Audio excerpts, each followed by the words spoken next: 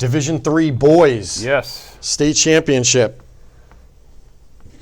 We're going to get into it. But first, want to introduce myself, Coach Taylor from Norton, but also the MSTCA Media Director and Communications Director. Coach Sylvain from West Bridgewater High, but also the MSTCA Chief Operating Officer. Subbing in here today on a very, very temporary basis for your usual suspects, Coach Shep and Coach H. Not looking to replace them. No. Just they're quite busy, yes? They're the best, yes. Yeah. And they are they're doing their due diligence over at the D2 meet today, doing interviews and pictures and all sorts of other stuff that you're going to see online later, I'm sure. So they're the best. They are. Let's make that Yep. very clear. We're Yep. just here to. The demand was there, and people wanted a preview, so we're here to give it to you. Exactly. And H is looking over our shoulders There to he make sure is. that we do a good job. My man. We apologize to D1 and D2, just unable to get previews out to you in time, but we are looking to get them in for the smaller divisions, starting with the we already did D3 girls, and now we're into D3 boys. Absolutely. Let's jump right in. Let's do it. Boys 55-meter dash.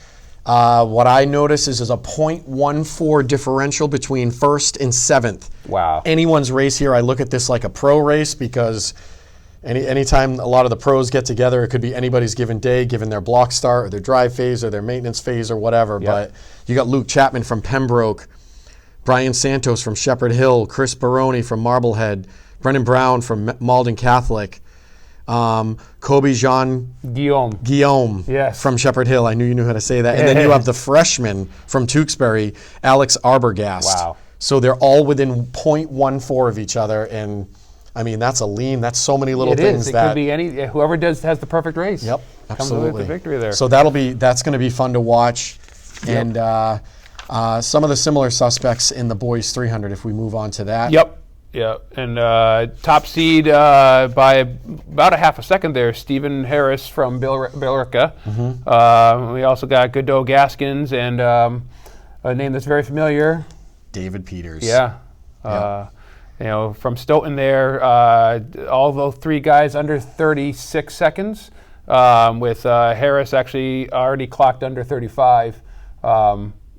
It'll be quite a fast seeded heat there. Absolutely.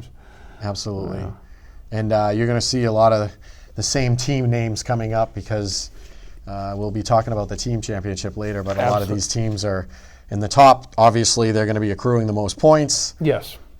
Equaling the top of the podium at the end. So. Right. All right, we have to talk about him. Let's do it. He's down for 3 events there, the 6th, the 1K, and the mile. Shane Grant. You know him. The question's going to be, what is Coach going to place him in? Mm-hmm. Looks like a much closer race in the boys 600. Yeah. The 122.87, and then Nathaniel Peters, who you all know from Stoughton as well, the 122.93. He's right there. Mason Benton from Sharon, 123.58.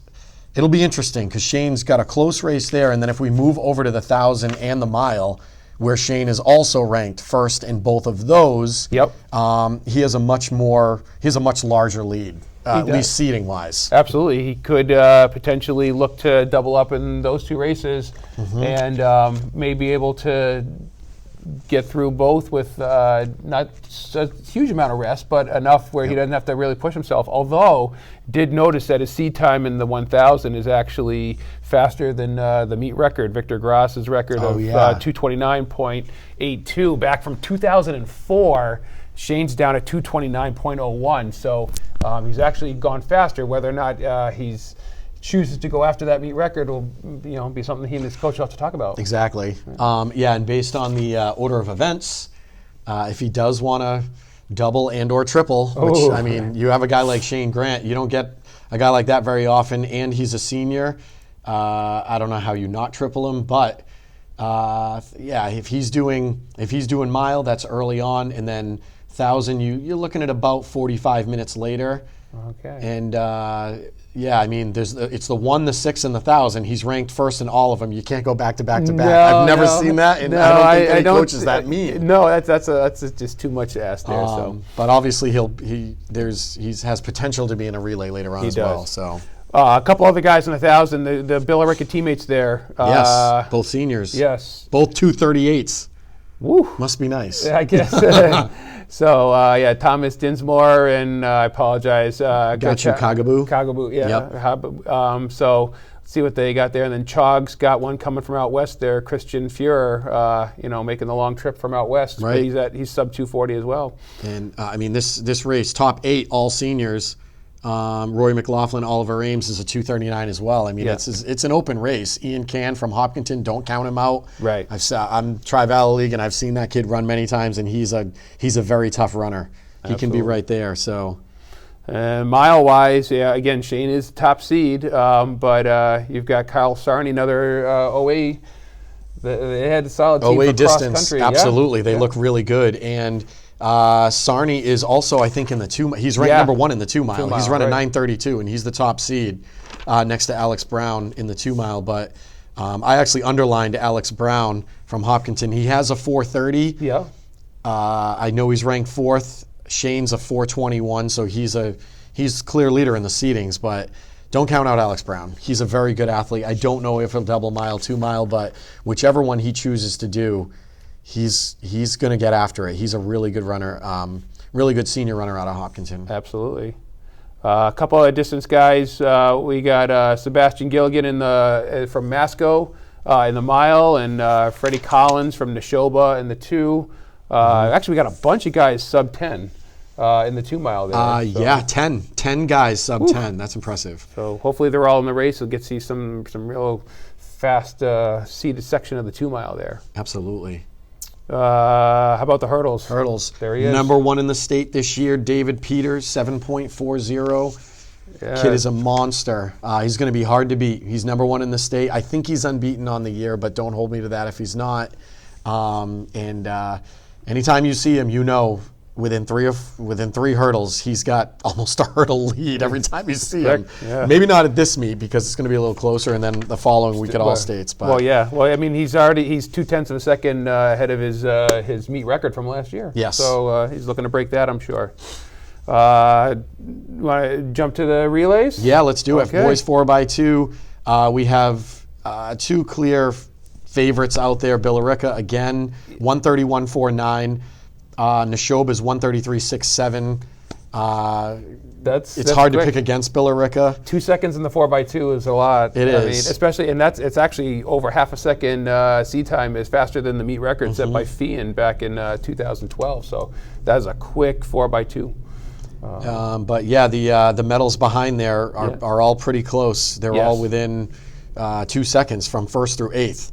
So that's going to, as we know, we've said this before, comes down to handoffs. Let's see what teams have worked on handoffs and what teams haven't, because that is usually where it's made or broken. Yeah, and if you get somebody in the penultimate heat there that drops it into mad time, then how many times have we seen another team from a prior heat usurp the top team? Yeah, it happens a lot. Totally possible, especially with all those times so close.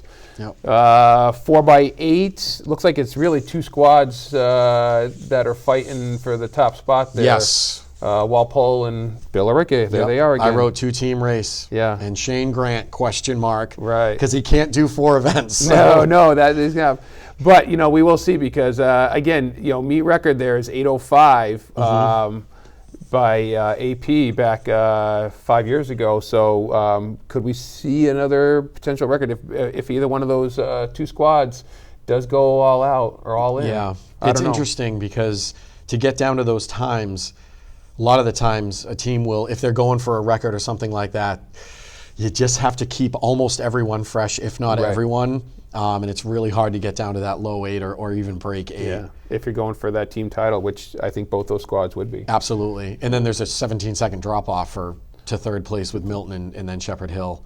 Yep. So we'll see what they do. Yeah. All right, and then the last event on the track at all times, 4x4. 4x4. And this week, again, 3 seconds in the seed times at least. Stoughton's got clear-cut favorite. It's who are they going to put in that race? Well, that's it. And who do they have left at that point? Because like you said, I think they're going for the team championship for sure. Right, and so And you said they won last year, right? they won Oh, no, they outdoors won last outdoor, year. but- Walpole's the defending champions, Okay. and Tewksbury was second last year. Yep. But still Shepherd Hill, Milford, Hingham, and Westboro and Walpole, all schools that are 339, 338 or less. So we'll see what happens. Yeah, we there. saw an exciting race in the 4x4 in the Division I girls Yes. team championship, and it came down to it, and it came down to the last lap and a half, right? Right. That was really Brookline exciting. and Lexington there, Yes. fighting, and it wasn't even for first place, but it was for the meet Yep. for first place. So. Yep. All right, so relays. When we had the MSTCA relays a couple weeks ago, Stoughton came out on top. Billerica was second. Hopkinton third. What do you think, Coach? I'll still say this. I think the relay team is the relay meet is the hardest meet to win. You need to have the most depth, so it is usually a very good indicator of what's going to happen at the divisional state championships. Not so much all states necessarily, because all states, you could have 2 or 3 really good individuals and make something happen.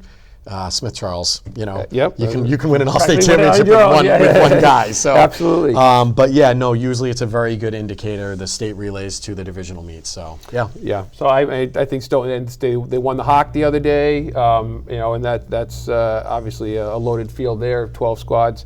Stoughton does look good, but Absolutely. Shepherd Hill ranked in all 3 relays, could be there. Billerica's got that fantastic sprinting and distance tough squad. So, speaking of we'll Stoughton, the field events, Oh, yeah. you have Alicia Tenius Claude. He's ranked number 1 in the high jump at 6'8". Next best is Cam Hayfitz from Marblehead, 6'3", and then you have a 6'2" and a whole bunch of 6 feet. So to beat Alicia, it's going to be pretty hard. And then again, Stoughton, David Peters, ranked number 1 in the long jump, 22.3½. Stoughton, Mark Edge, the junior with a 50-foot 1 1/4 throw in the shot put. So they have a top guy in so many events that is so hard to beat. Yeah, it is, and it's a different guy as well, for each one of those field events. So that makes a big difference. Absolutely. Shout out to some other field event athletes. Sure thing. Who we got in long jump, Patrick McManus from Sharon, Stephen Gallagher from Silver Lake,